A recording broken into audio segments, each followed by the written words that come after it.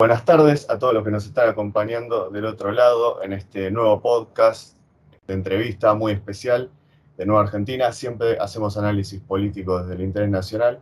En este caso, como estaba diciendo, es un podcast muy especial porque me acompaña del otro lado un invitado que es alguien a quien yo admiro y que aprendí mucho de él también.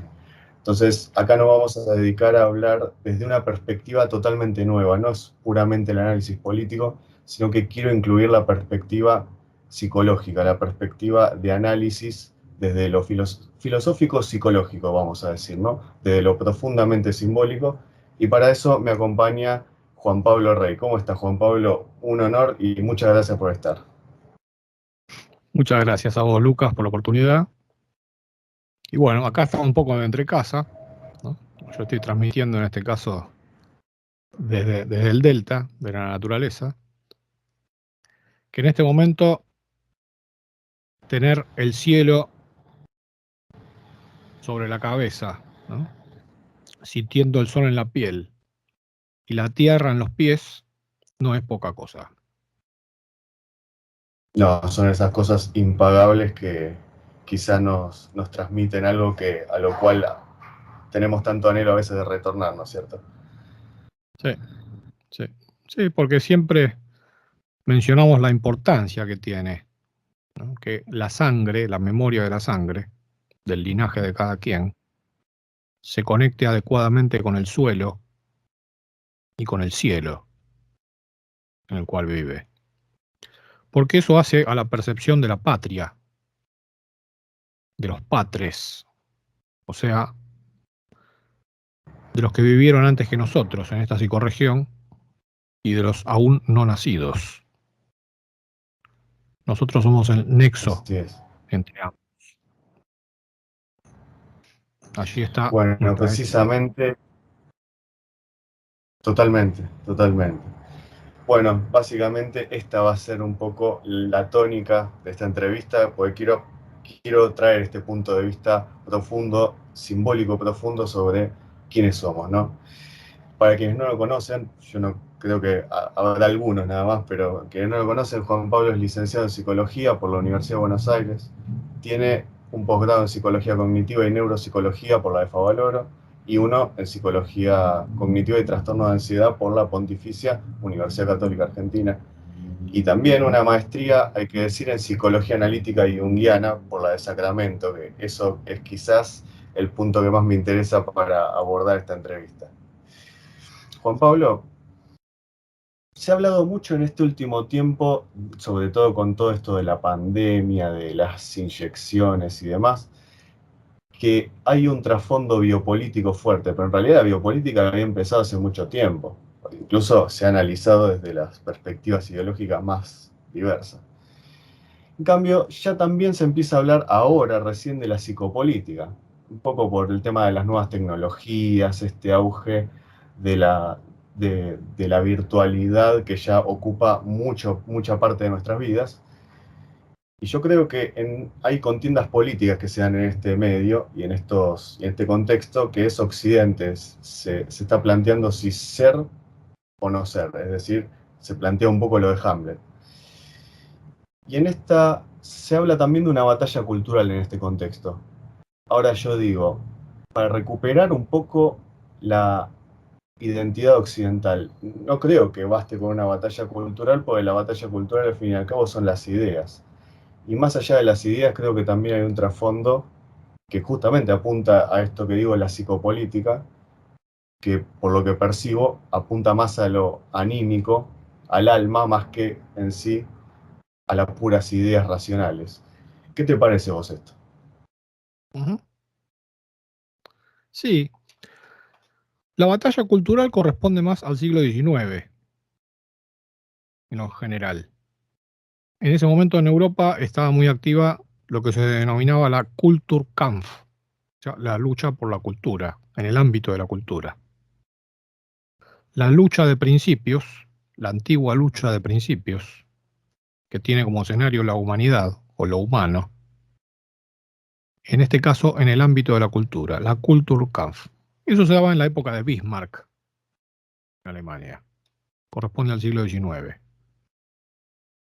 La psicopolítica surge precisamente como una respuesta a la Kulturkampf planteada por Bismarck. Me acuerdo un libro pequeño llamado La psicopolítica, me lo obsequiaron en determinado momento, y el concepto fundamental de ese libro decía que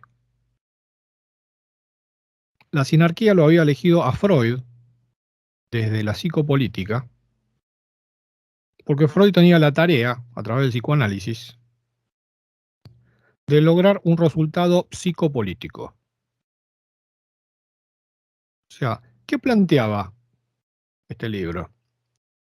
Decía que la psicopolítica era, en este caso, llevar lo que era la Kulturkampf, la lucha por la cultura, o la lucha en el ámbito de la cultura, mejor dicho, al ámbito psicológico. O sea que para dominar un país, desde la psicopolítica, alguien puede vencer y dominar a un país simplemente alterando los valores psicológicos de ese país. ¿Qué significa esto? Que si podés crear un método o un sistema que simplemente encierre en manicomios a los que deberían estar en posiciones de poder y ponga en posiciones de poder a los que deberían estar en manicomios, simplemente vences, fíjate, en ese ámbito, en ese país.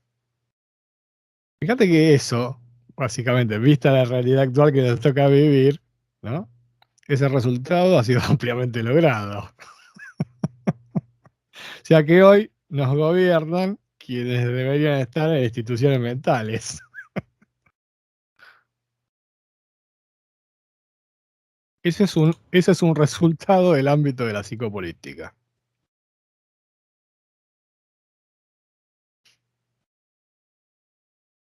Eso es la continuación de la lucha de la Kulturkampf, pero en el ámbito psicológico. Después me acuerdo también, vos mencionabas el recorrido que yo tuve. Yo siempre lo digo un poco en chiste, un poco en serio. Que en el recorrido que yo tuve que ir tocando todos los ámbitos culturales. Entonces, en la Universidad de Buenos Aires, cuando hice la licenciatura, es como que conocí el trasfondo del judaísmo. Porque en sí, la mayoría de las cátedras en la Universidad de Buenos Aires, en la Facultad de Psicología, tienen ese trasfondo. Es más, vos sabés que yo no entendía el psicoanálisis cuando vino una profesora de la Universidad de Tel Aviv en un seminario que dio sobre cábala y psicoanálisis.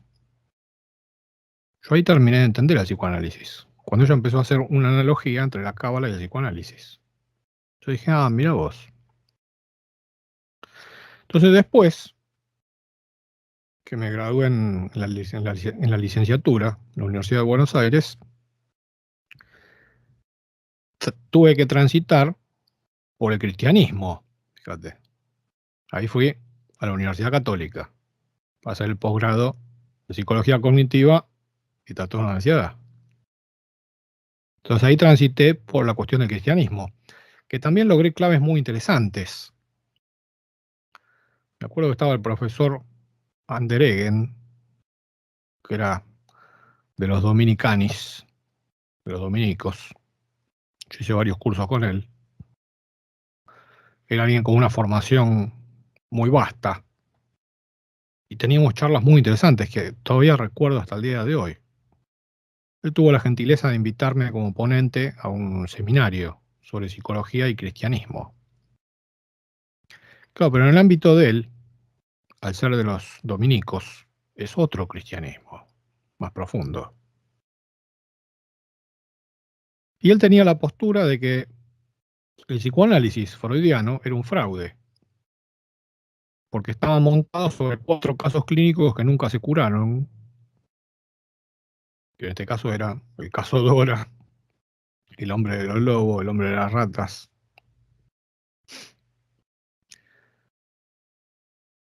Y el cuarto caso, pero que son casos que nunca se curan, personas que nunca se curaron en sí. El caso Juanito, el otro. Que es un método que por definición es interminable, o sea, no tiene fin. Y que tampoco garantiza la cura.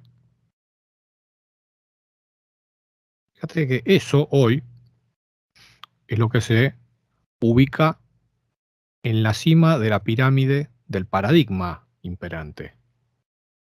O sea, un método que está cimentado sobre 4 casos clínicos que nunca se curaron, que por definición es interminable y que no garantiza la cura.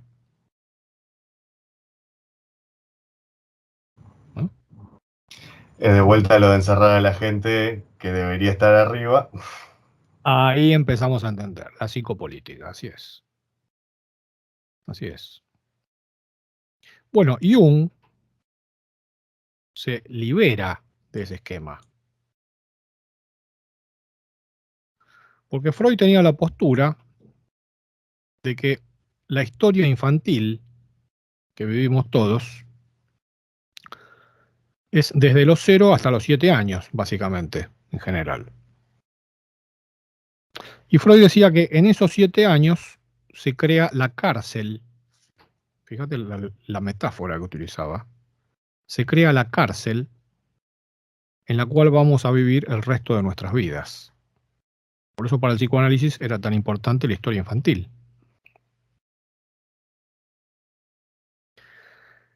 Y Freud postulaba que no hay posibilidad de que el individuo, de que el yo prisionero salga de esa cárcel. Que lo máximo que se podía hacer era acomodar los barrotes, mejorar el colchón o pintar un poco la celda. Pero hasta ahí llegaba la cuestión. Bueno, Jung precisamente es el que postula que sí, que el yo que está prisionero tiene la capacidad de liberarse de esa cárcel. Y toda la técnica que desarrolla Jung, el psicoanálisis junguiano, mejor dicho, la psicología analítica junguiana, a través del proceso de individuación, constituye la forma en la que el individuo tiene la capacidad de salir de esa cárcel, de liberarse de la cárcel. Eso también es psicopolítica, lo que desarrolla Jung, pero es otra línea de psicopolítica, ¿no? Que tiende a la liberación del individuo, de la psicorregión en la cual vive, que es la patria, y de la época en la cual le toca vivir. O sea que Jung termina postulando que todo individuo tiene el deber ético de liberarse de su propia cárcel, en términos familiares, en términos de la nación en la cual vive, del país en el cual vive, y finalmente de la época en la cual vive. Qué importante, Juan Pablo, esto que estás diciendo de que ahí empieza la otra psicopolítica. Uh-huh. Porque mencionás que la última etapa sería liberarse del paradigma de época. Uh-huh. Y yo a veces cuando reflexiono, a mí me gusta mucho la geopolítica, y cuando reflexiono yo trato de generar un punto de vista, si se quiere, que es que a cada paradigma que nos toca vivir en el presente, en vez de considerarlo como un paradigma temporal intocable, creo que la mejor forma de empezar a delinear una estrategia es espacializándolo. Esto quiere decir mostrar en dónde se expresa, porque se expresa en lugares concretos. El problema es que como asociamos la palabra paradigma temporal como algo a lo cual no podemos hacer nada, como que esto tocó y ya está. En cambio, Uh-huh. creo que espacializándolo vemos por dónde fluye el poder, a fin de cuentas. Porque el poder es algo que fluye, no está en un lugar solo. En ese sentido, ¿cómo se relaciona la psicopolítica ya yendo al plano de las psicorregiones, como bien lo definís vos, o los países, y en este caso, bueno, la estrategia. Y bueno, por eso te comentaba el recorrido que me tocó hacer en relación a mi formación. Yo decido ir, por ejemplo, a hacer la secundaria en la Nacional número 3 Mariano Moreno, del Estado, precisamente, y después decido hacer la licenciatura en la UBA, porque precisamente me quise apoyar, necesité apoyarme en lo que había dejado vigente el justicialismo, que era la educación gratuita. Entonces, para mí fue un gran punto de apoyo. Eso. O sea, me pude apoyar en eso que dejó la generación anterior, las generaciones anteriores de argentinos, de esa estrategia de liberación que se denominó el justicialismo.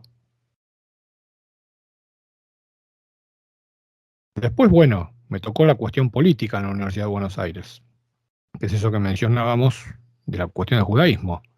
Pero eso también forma parte de la época, porque estamos en una civilización judeo-cristiana, nos guste o no.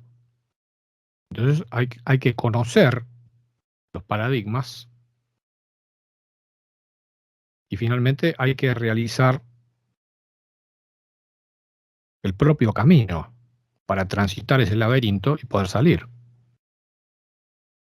Por eso también necesité hacer un posgrado en la Universidad Católica. ¿Por qué? Por la cuestión del cristianismo, que también hay que atravesarlo. Porque nosotros tenemos en Occidente 2000 años de cristianismo encima de nuestras cabezas.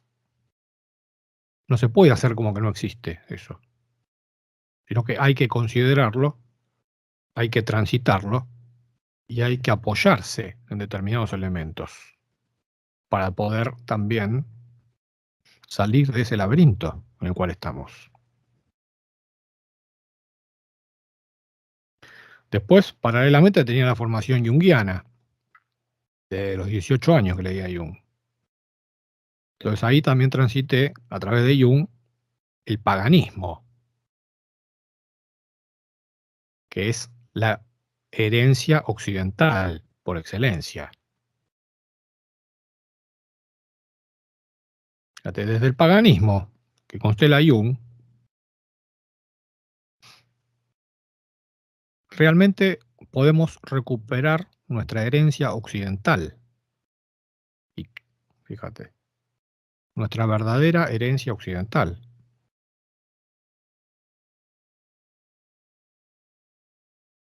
Y finalmente también necesité hacer un posgrado en la Universidad Favaloro.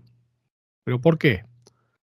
Por lo que representaba Favaloro como individuo y por la cuestión de la época también. ¿No? La cuestión de la ciencia, el paradigma de la ciencia, la cuestión de las neurociencias. Porque toda la cuestión de las neurociencias también forma parte de la batalla cultural y de la psicopolítica. Esa cuestión que tiene la sinarquía de encerrar todo lo que hagamos en el cerebro es una postura que se fogonea desde los medios de comunicación. Viste que hay una tendencia a que siempre todos los fondos para las investigaciones, todos los papers, todas las investigaciones que trascienden en los medios de comunicación corresponden a las cuestiones de las áreas del cerebro, que están obsesionados por descubrir las cuestiones, pero del cerebro, no de la mente, sino del cerebro. Las Esa es la neurociencias. obsesión de las neurociencias, exactamente. Pero eso es una postura política también. Porque para la sinarquía, fíjate, es sencillo que manejando los procesos químicos que se dan en el cerebro, se maneja el sistema carcelario psicológico de las personas. Porque si vos ves el cerebro, anatómicamente, si vos lo ves a simple vista, ¿qué es el cerebro? Sino un laberinto. Tiene forma de laberinto. Entonces, quien controla el laberinto, controla la prisión. Eso también es una línea de lucha cultural y de psicopolítica. Después está lo que postulaba Jung. Jung postulaba que la salida a esa cuestión es que la mente humana aprenda a funcionar independientemente del cerebro. Eso es uno de los diálogos más extraordinarios que tuvo Jung en el final de su vida con el escritor chileno Miguel Serrano. Ambos llegaron a la conclusión de que la salida del laberinto está en que la mente humana aprenda a funcionar independientemente del cerebro. O sea, pueda salir de la prisión del cerebro. Fíjate qué interesante eso. Porque eso nos lleva también a la realidad que hoy estamos viviendo.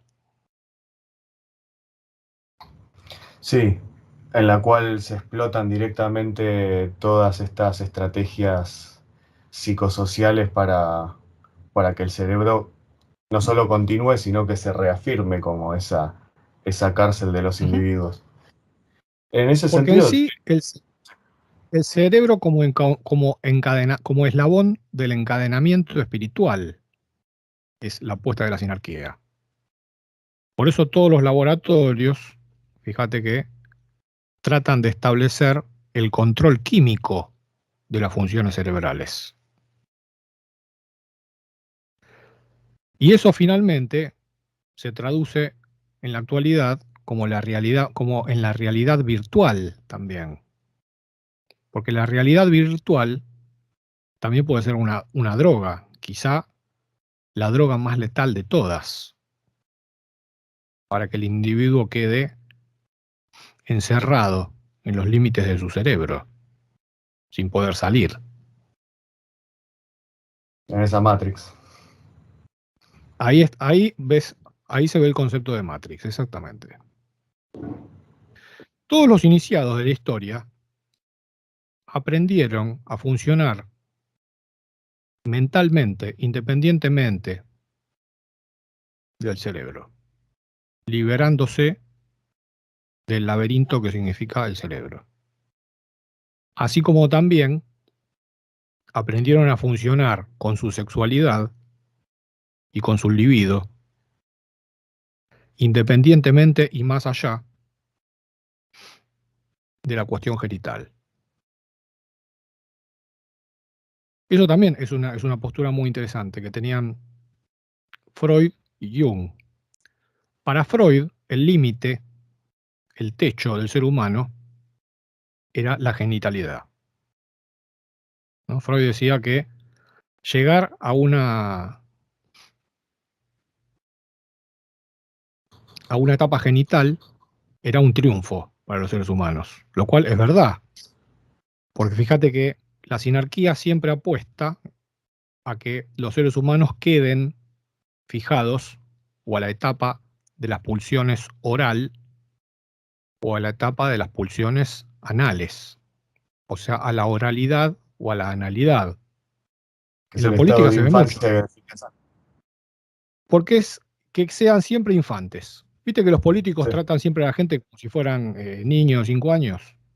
Bueno, vos no podés hacer las cosas, yo te lo voy a hacer, yo te voy a enseñar cómo se hace, ¿no? Porque buscan que queden fijados en la oralidad y en la analidad. ¿Qué significa esto? Cuando alguien queda dependiendo de un plan social, ¿no?, de que el Estado le dé todo desde afuera, queda fijado a la etapa oral, a recibir todo desde la teta del Estado, a que el Estado le dé todo desde afuera y él no haga nada.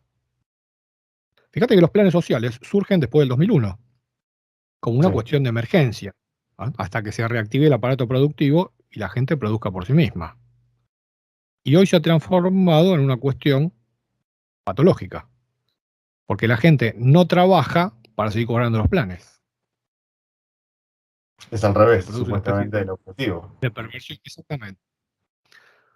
Entonces, los colectivos hoy, fíjate, están fijados en la pulsión oral, que el Estado le dé todo, y si no, van a la protesta y rompen todo, que eso es la analidad, la pulsión anal.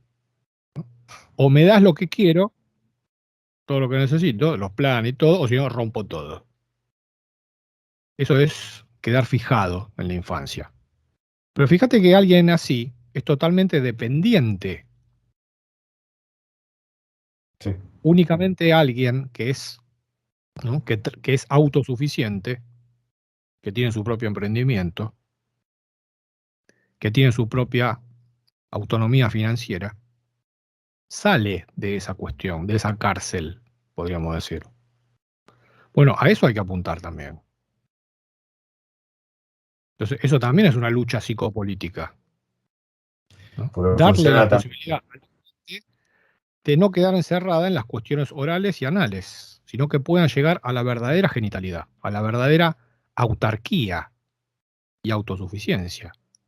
Eso se hizo en la Argentina, particularmente entre 1947 y 1952, en la época del justicialismo, en la cual cada familia podía llegar a tener su casa, su auto, su formación, su trabajo, podían sentirse orgullosos de producir y de colaborar para la comunidad en la cual viven. Bueno, eso es lograr la genitalidad en buenos términos, Así como es. decía, como decía Freud, claro. Jung iba incluso más allá.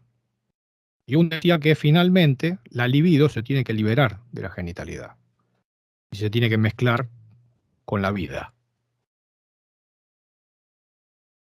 Pero ese es el paganismo, ¿ves? Claro, pero para poder liberar la libido de la genitalidad, primero hay que lograr la genitalidad, que es la autosuficiencia. Sí, no negándola. Claro, exactamente. La autosuficiencia genital, en lo pulsional, se logra en la adultez.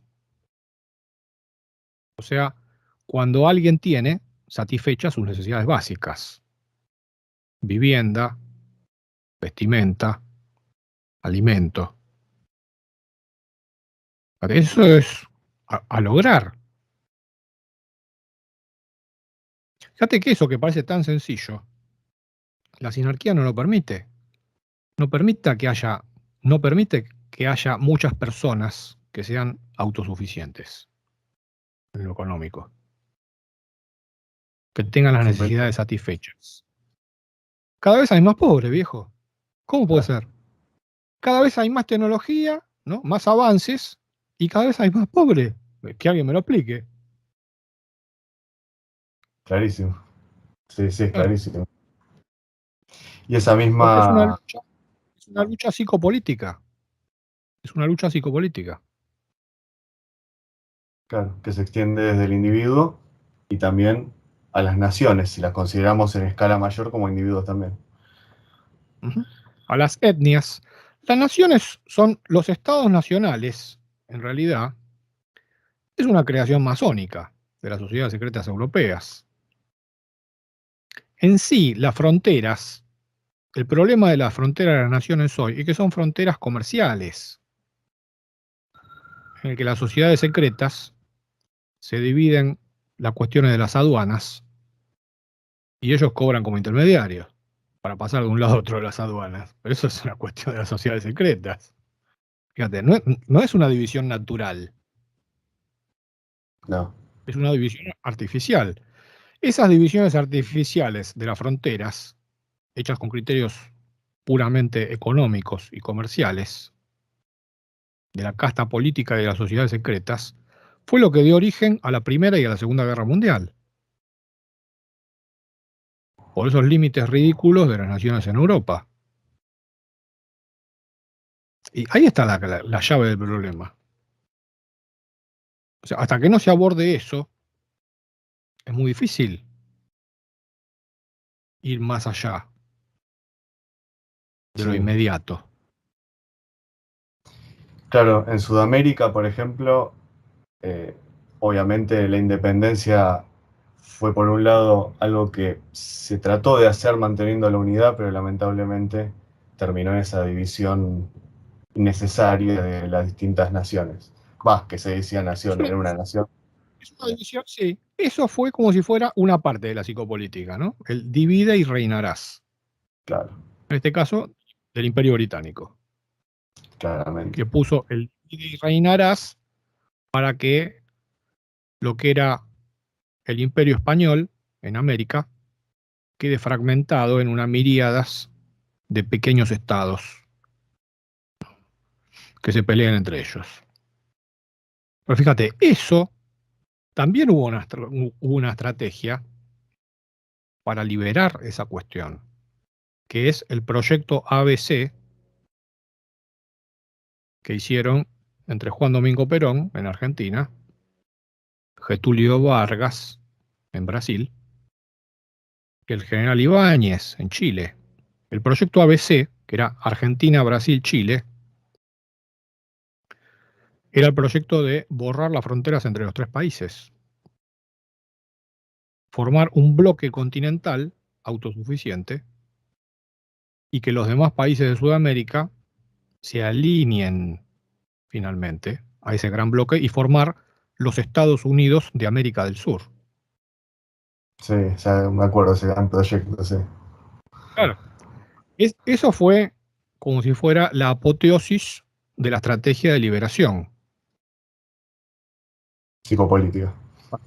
para nuestra psicorregión en el ámbito de la psicopolítica. Exactamente. Ese fue el momento histórico para hacerlo. Porque además estábamos en ventaja estratégica. Sí, Precisamente por eso la sinarquía, ¿no?, lo suicida a Getúlio Vargas, le hace el golpe de 1955 al general Perón y lo deja aislado al general Ibáñez en Chile.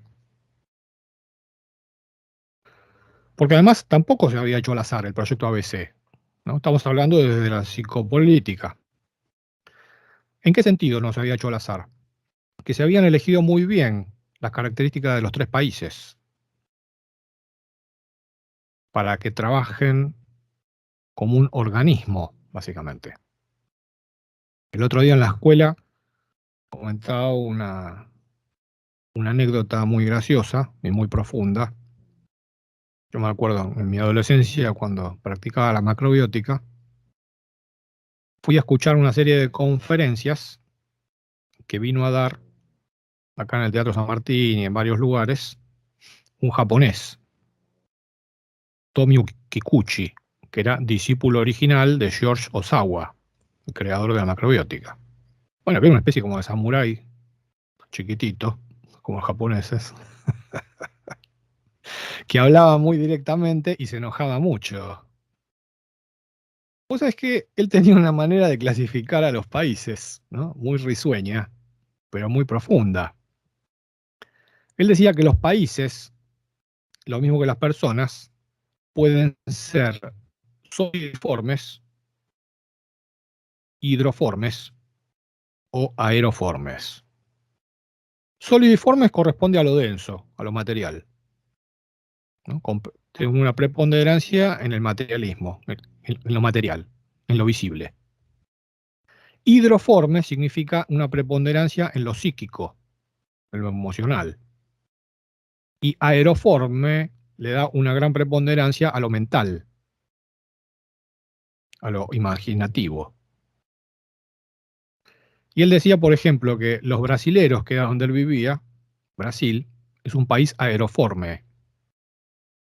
Y todas las patologías de los brasileros son aeroformes, porque imaginan demasiado, porque tienen esa característica. En cambio, él dice que, decía, ¿no?, Kikuchi, que los uruguayos, por ejemplo, o los chilenos, son solidiformes. Tienen una tendencia a densificar siempre todo lo que hacen. Son sólidos, tienen los pies en la tierra. En cambio, Argentina era totalmente hidroforme, decía él. Que todo lo que se encontraba en la Argentina es todo hidroforme. O sea, él se reunía con 10 personas, decía, bueno, formemos una comunidad, ¿qué vamos a hacer? Y todo era hidroforme, ¿no? Todo era una cosa que no se sabía, era un caos, como el agua, ¿viste? Hidroforme.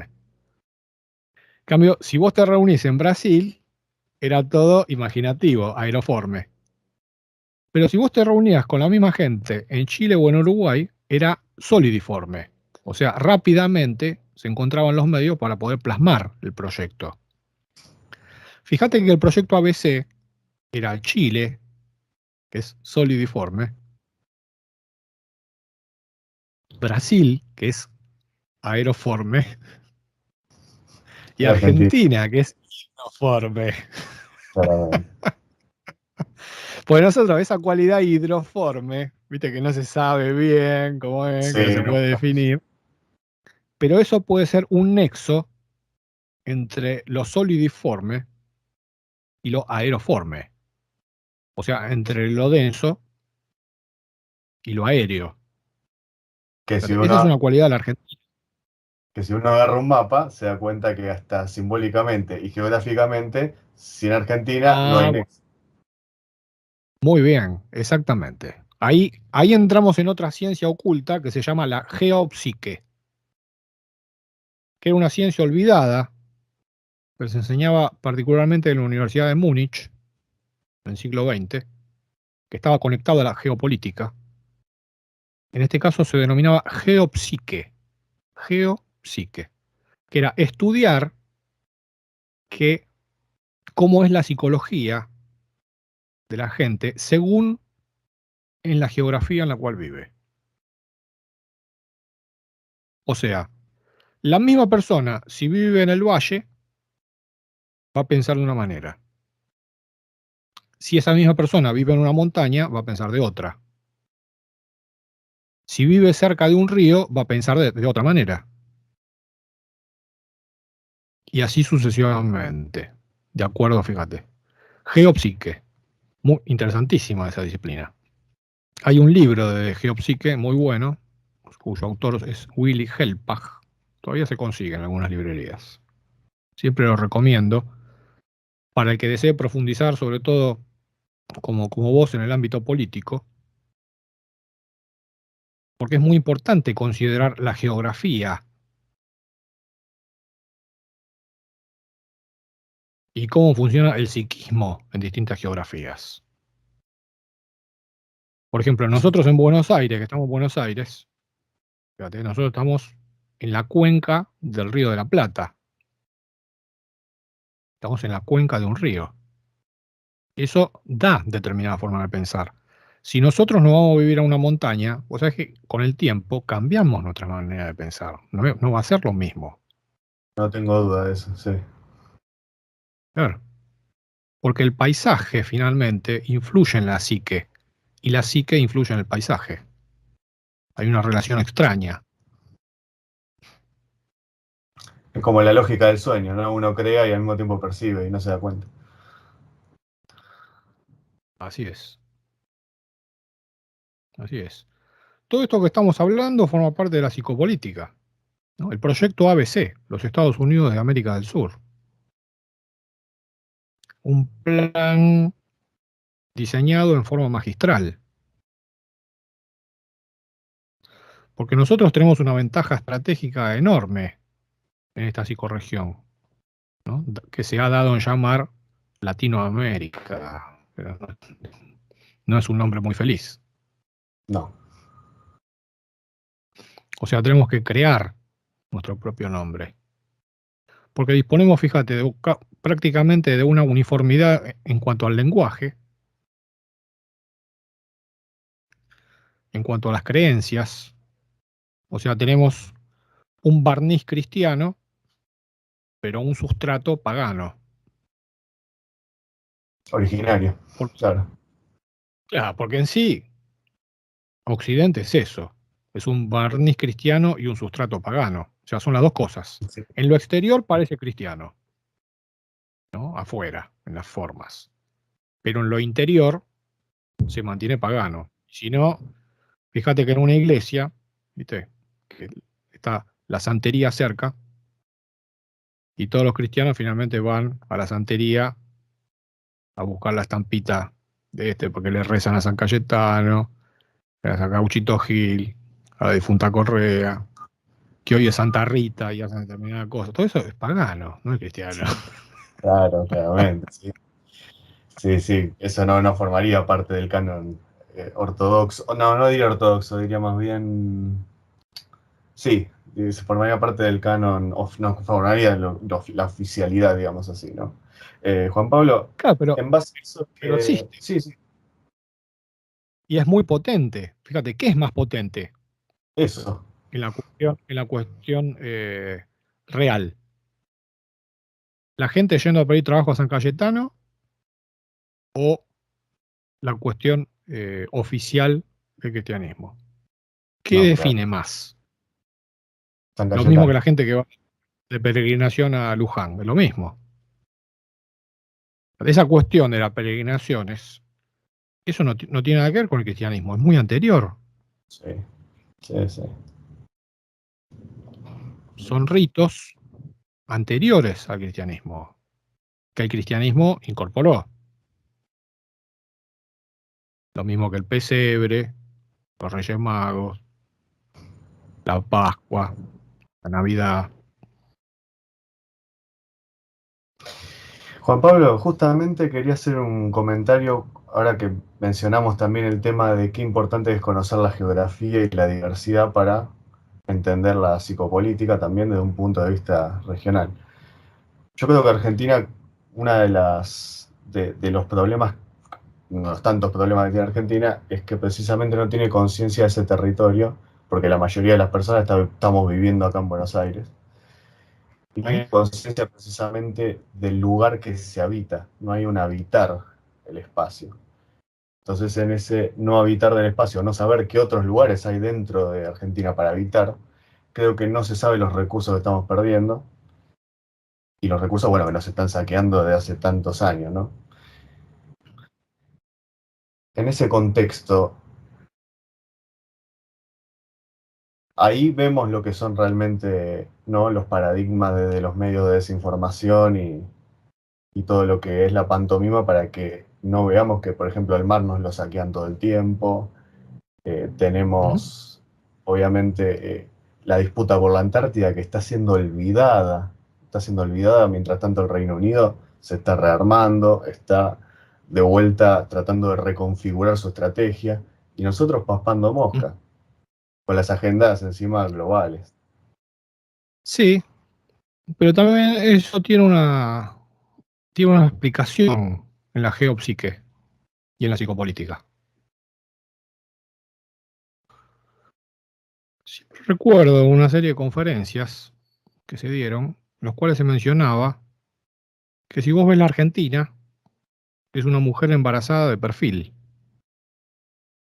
en el cual la provincia de Buenos Aires sería el vientre, ¿no?, lo que está por dar a luz.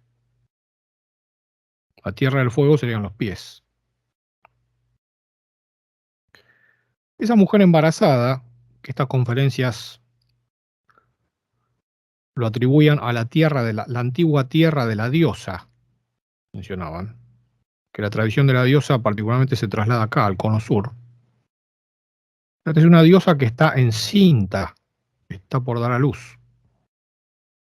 Es una mujer embarazada que está por dar a luz. Fíjate que la mayoría de los habitantes de la Argentina estamos dentro de ese vientre. O sea, todavía no hemos nacido espiritualmente, como país, estamos hablando, como psicorregión. Entonces, ahí se da, ¿viste esa cuestión que se da en los cuentos o en los mitos? Que la mujer que está encinta del heredero, ¿no?, al trono, es víctima de los complots, es perseguida, es estafada, o sea, le sacan todo lo material, persiguen para matar al bebé, para que no nazca, o sea, si nace lo quieren matar. Fíjate que eso está tanto en la historia de Cristo, cuando María está embarazada, que se tiene que escapar, si no, lo mataban. Está en la historia de Milarepa, en el Tíbet, que a Milarepa y a su madre su propia familia, se queda con todo y los dejan en la miseria. O sea, a los mejores los dejan en la miseria. Es una cuestión mítica. Esa es la etapa que hoy estamos transitando en Argentina. Todas estas cuestiones de los saqueos sistemáticos es porque se persigue a esa mujer encinta que puede dar a luz a una nueva realidad.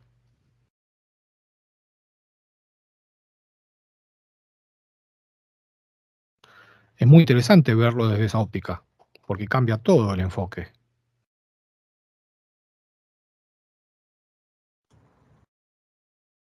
Claro, hay una Porque realidad toda la simbólica solución, muy interesante.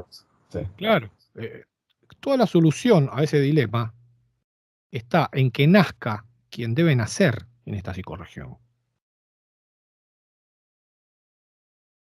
En el que de una vez por todas nazca ese príncipe heredero y que tome posesión de lo que le pertenece por derecho propio y divino, espiritualmente. Vos sabés que eso era lo que quería hacer Belgrano. Cuando Belgrano, ¿no?, cuando estaba con el ejército del norte, él tenía la postura de que para regir en esta psicorregión tenía que ser un descendiente de sangre real inca, de estirpe solar. Tenía buena orientación Belgrano. Precisamente por eso fue perseguido por la sinarquía. Por eso que había postulado y por hacer jurar al ejército del norte ante la primera bandera a orilla del lago Titicaca, que era la bandera azul y blanca. que se ha olvidado la bandera azul, se dejó celeste. Así es. Por eso hay otra historia. Lo que pasa que en esta época hacer revisionismo, tampoco hay mucho tiempo para hacerlo. El revisionismo fue algo digno, ¿no?, de hacerse en determinado contexto, particularmente hasta el momento en que concluyó la Guerra Fría, 89-90. El revisionismo era para hacer pie en ese momento, cuando cae el muro de Berlín, ¿no? Que fíjate que también esta cuestión de que cae el muro de Berlín, que es muy poco comprendida esa situación, no es que cayó el comunismo, sino que cayó el muro que protegía a Occidente del comunismo y de las fuerzas que apoyan al comunismo y lo sostienen desde otro lugar. Porque en realidad, una vez que cayó el muro, esa cuestión avanzó sobre Occidente. Y es lo que vemos manifestado hoy. Cuando hoy tenemos que salir a la calle y para llegar a 50 kilómetros tenemos que pasar 7 controles policiales, que cada control nos pide documentos distintos y hacen referencia a leyes que no conocemos, pero están en el boletín oficial, es lo mismo que pasaba en Berlín Oriental, cuando la gente tenía que salir a la calle. Lo mismo. Exactamente. Cuando los vecinos se delatan entre sí, ¿no?, ante las autoridades, es lo mismo que pasaba en Berlín Oriental. Así es. Así es. Eso es muy interesante, porque se ha trasladado a Occidente ese paradigma que antes era Así a es. una región particular, ¿no? Pero Antes ahora, estaba circunscrito a una psicorregión, ahora no, ahora es una cuestión planetaria. sí, y que se ha potenciado con este paradigma de las tecnologías que habíamos mencionado al principio. Justamente Ujú. en ese sentido te quiero preguntar eh, sobre el tema transhumanista, porque es una cosa que está muy en boga últimamente, el tema del transhumanismo, y cómo ya estamos en un punto de delirio colectivo en el cual se está directamente jugando la condición humana. Ujú, ujú, En ese sentido, ¿cómo deberíamos abordar la psicopolítica para entender eso y dar respuesta? ujú. Y es el tema de la época que nos ocupa. Es muy importante dar respuesta ante ese tema. Sabes que este sábado que tuvimos centro de estudios, desarrollamos un pequeño escrito de Miguel Serrano, el cual lo escribió en 1995, hace más de 20 años, casi 30. Ese escrito se llama Imitación de la verdad. Trata sobre ciberpolítica, transhumanismo, trata todo precisamente ese tema. Es una respuesta que le da Miguel Serrano, ex embajador de Chile, a un ministro en ese momento político que hablaba en esa época las bondades que iban a acontecer cuando todos los seres humanos estemos conectados por Internet, cuando todos los cerebros de los seres humanos estén conectados a las máquinas, entonces por fin haya una unidad mundial, ¿no? Y todo ese tipo de cosas que le gusta hacer a los políticos. Viste que hace poco Piñeira, de Chile, está el video en YouTube, que Iba a hace toda decir una eso, sí. apología de lo mismo. Es lo mismo, pues siempre es el mismo discurso. Porque la cuestión es que si el cerebro humano, lo que está en el fondo, si el cerebro humano no muta hacia una condición superior, se deteriora e involuciona hacia algo que es menos que humano, que es meramente animal, instintivo. Bueno, hoy es lo que estamos presenciando. O sea, los que no puedan mutar, los que no puedan liberar la mente del cerebro, como si dijéramos, como dijimos antes, y pretendan quedarse simplemente obedeciendo a las autoridades de turno en esta época, fíjate que no es muy buena, no es un muy buen proyecto de vida. Porque lo que se pretende hacer es que las interfaces biológicas, que en este caso es el cerebro, básicamente,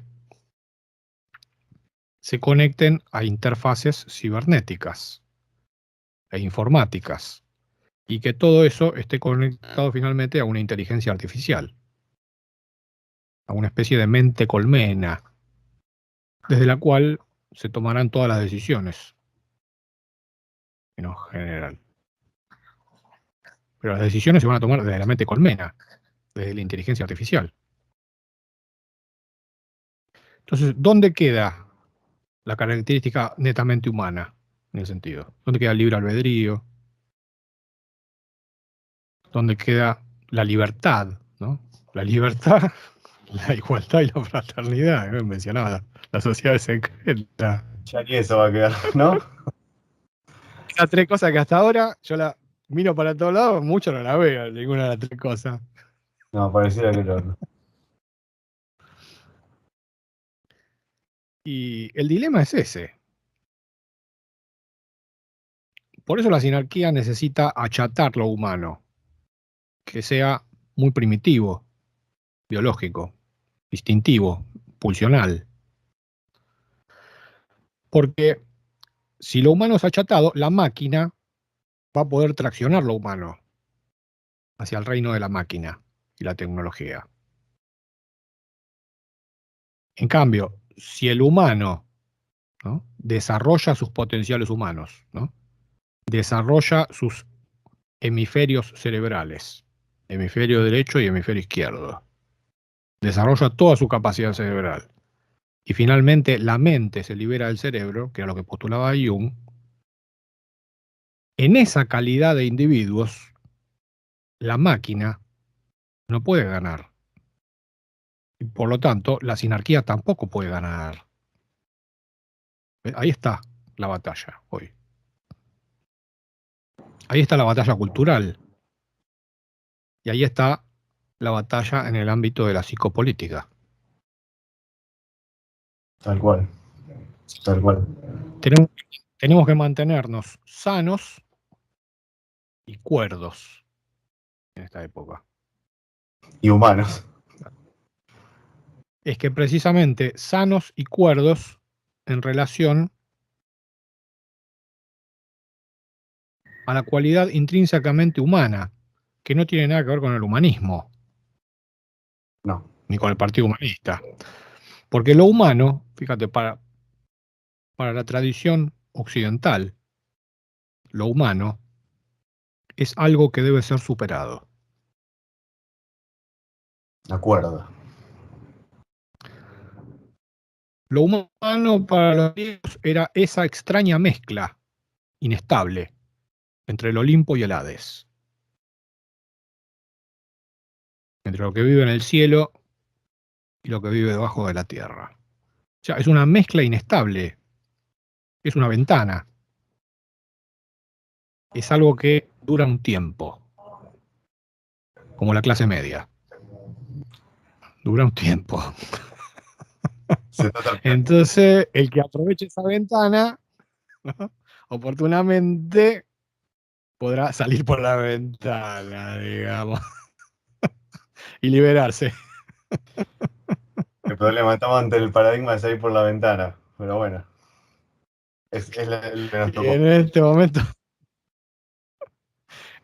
es lo que nos toca en esta época. Sí. Porque las puertas están muy bien custodiadas, por lo que vemos. Demasiado. Sí, sí. Pero qué curioso mencionaste lo de la clase media, porque quizá es el gran paradigma, no lo hablo de clase media en sentido moderno, ¿no?, sino de la clase media como paradigma que introdujo el pensamiento político griego, ¿no? Voy a los padres de Occidente. Y creo que obviamente, eso remite mucho a algo que decís vos, que la salida del laberinto es por donde entraste. La clase media es prácticamente una anomalía. Porque en sí, el designio de la revolución industrial, tal cual fue concebido por la sinarquía, era simplemente que haya una gran masa de esclavos que operen las máquinas, de trabajadores, y una pequeña élite arriba, en la punta de la pirámide, cerca del ojo, El que son panóptico. los gerentes y los administradores del panóptico. En realidad el esquema siempre fue ese. Lo que pasa que lo que surgió con la cuestión de la clase media es una anomalía en realidad del plan. Es algo que nunca debió haber sucedido. Por lo tanto, si es una anomalía, es algo que no dura mucho tiempo. Porque la anomalía dura hasta que es corregida. Fíjate que hoy en la Argentina, ¿no?, lo que dijo Gabriela Michetti cuando fue vicepresidenta de Macri, dijo, no, para Macri el modelo de Argentina es la India. Es simplemente un país que exporte materia prima. Se terminó. Zona de abastecimiento y acarreo, como decía Miguel Serrano, y ahí se terminó. Por eso la estrategia de la sinarquía para la Argentina es dinamitar lo que queda del peronismo, que no quede nada. O sea, volver a lo que era la Argentina antes del peronismo, la década infame. Y Pero con como el si el partido peronismo que se ha nunca, conservado. pero que el peronismo nunca, como si el peronismo nunca hubiera existido en Argentina. Ese es el plan. Por eso se lo ha infiltrado, ¿no?, y ha hecho todo lo que se ha hecho con el peronismo. Estamos en la última fase de esa cuestión. Claramente. Juan Pablo, yendo ahora ya por el final, ahora que estamos hablando de esto de reivindicar la verdadera condición humana, que sería una sana psicopolítica, ¿cómo se relaciona en este caso para vos?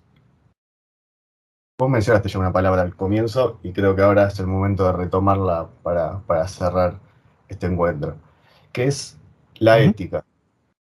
Yo creo que la ética es la parte de la política que se ha olvidado, ¿no? Pero que incluso está dentro de la denominación, está dentro de la etimología de política. Y creo que así como la clase media, fue obviamente en la modernidad esta gran anomalía, fue la entrada de Occidente para pensar la política y también tiene que ser la salida, aunque sea por la ventana. Eh, Ujú, ¿Cómo pensás que juega en este caso la política, ¿no? Como ética de la polis? ujú. Muy buena pregunta. Acá tengo los dos perros que están arreglándose entre ellos. Haciendo la polis. Bueno, tranquilos.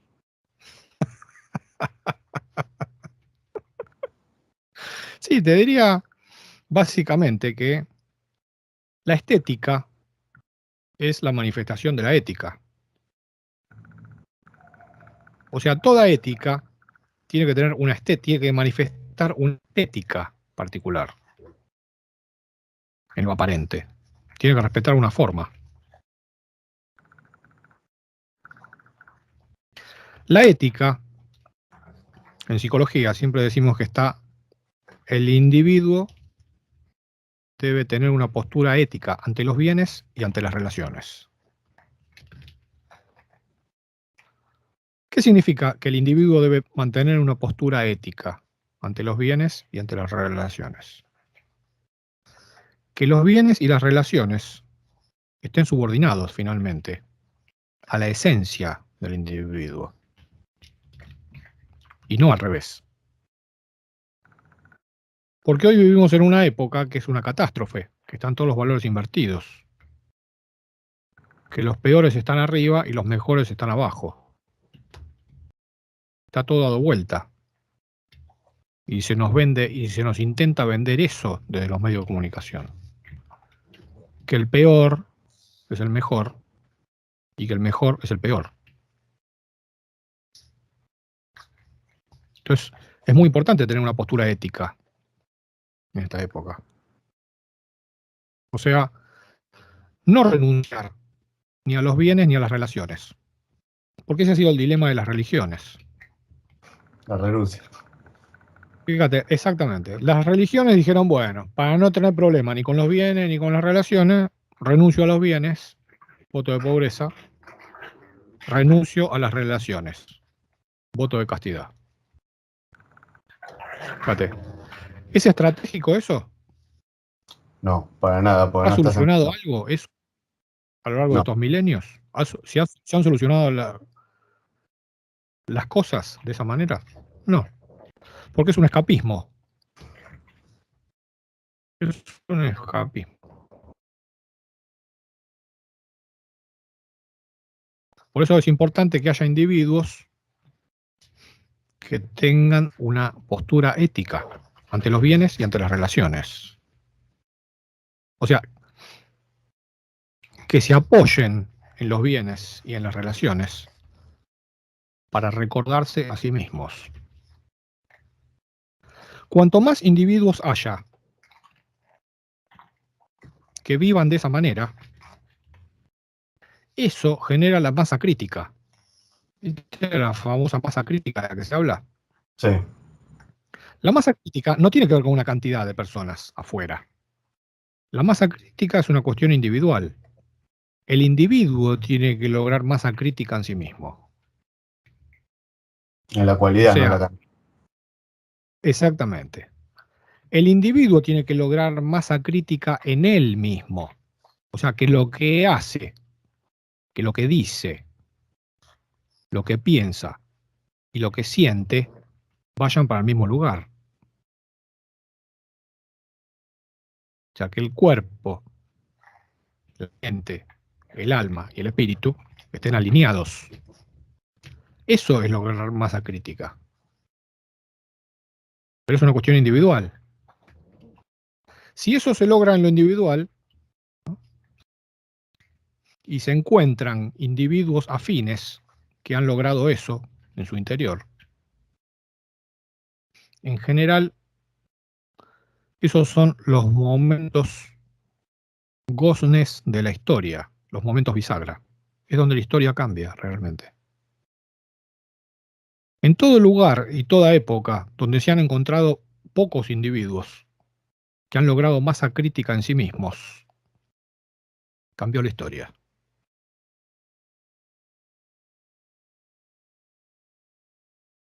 Así que eso te diría, ¿no?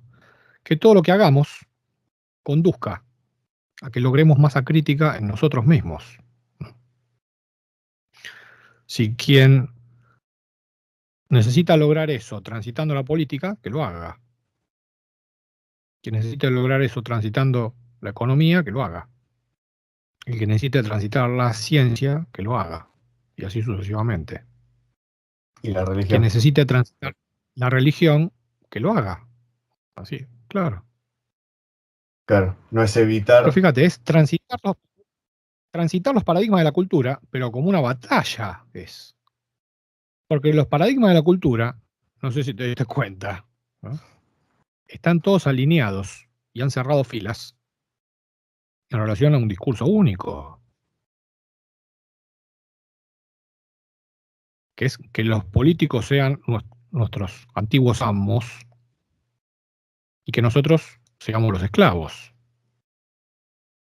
que ellos se queden con todos los recursos y nosotros con lo que queda, como los antiguos esclavos.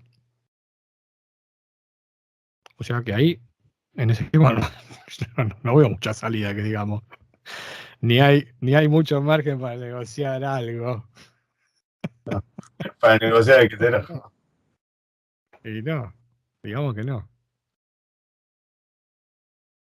Por eso la salida está en lograr masa crítica en sí mismo y que haya individuos que se encuentren, que hayan logrado masa crítica en sí mismos. Yo creo que en eso está lo que determinadas líneas esotéricas denominan afrontar con honor el próximo fin de la historia. Porque hay que afrontarlo, hay que afrontar. Fíjate, implica una posición desde el guerrero, De frente. con honor, o sea, no obedeciendo como un esclavo, sino con honor. O sea, no dejando de ser sí mismo en ningún momento. El próximo fin de la historia. Fíjate, estamos transitando y viviendo esa época. El fin de la historia arquetípica. Fíjate que en lo general es como si la civilización hubiera bajado la persiana. ¿Viste? A principios del 2020, por una excusa o por otra, dijeron, bueno, se terminó todo. Cerramos la persiana, todo vacío. ¿Viste? Todas las ciudades del mundo vacías. Sí. Se terminó el argumento. Y ahora, y ahora, ¿Y ahora qué hacemos? ¿y ahora qué hacemos? Quizá lo que debimos haber hecho siempre. Despertar, iluminar, que es todo lo que esto que estamos hablando. Y finalmente liberarnos de esta gran parodia y de este gran sistema carcelario a nivel cósmico. La época de la cárcel, ¿no? Te agradezco mucho, Y Juan sí. Pablo, la verdad por esta entrevista ha sido enorme, creo. Fue una gran entrevista plagada de todos los temas que creo que hacen a lo fundamental para a entendernos nosotros como argentinos, en qué situación estamos, de dónde venimos, y Ujú, entender también el mundo y la época. Creo que es lo fundamental para entender en qué lugar estamos, para saber a dónde queremos ir. ujú. Así es, así es. Gracias por la oportunidad. Pues bueno, hacía bastante que no hablaba así en el ámbito político. Bueno, Y es una posibilidad porque es muy necesario. Porque quizá esto es poder decir en poco tiempo lo que yo necesité transitar durante muchos años para llegar a esta síntesis. Entonces quizá mi aspiración es que esto le sirva a alguien para ahorrar tiempo en su vida, para no perder tiempo. y hacer la síntesis. Así es. Bueno, Juan Pablo, nuevamente te agradezco. Ha sido un honor tenerte acá en el canal. Y por supuesto agradecemos a los que están del otro lado mirando. No se olviden de suscribir. Pueden seguirlo también en Aurum Argentina, su canal de YouTube. Así que bueno, nos vemos la próxima. Un gusto. Gracias por la invitación. Y bueno, ustedes también participaron de atrás, por lo que veo. Los perros. Muy bien, hicieron su poli, está bien. Así que bueno, es así. Estamos en la naturaleza, acá. Entonces, hay que darle lugar a las pulsiones también. Por supuesto, la naturaleza llega al estudio. Un gran abrazo, Lucas.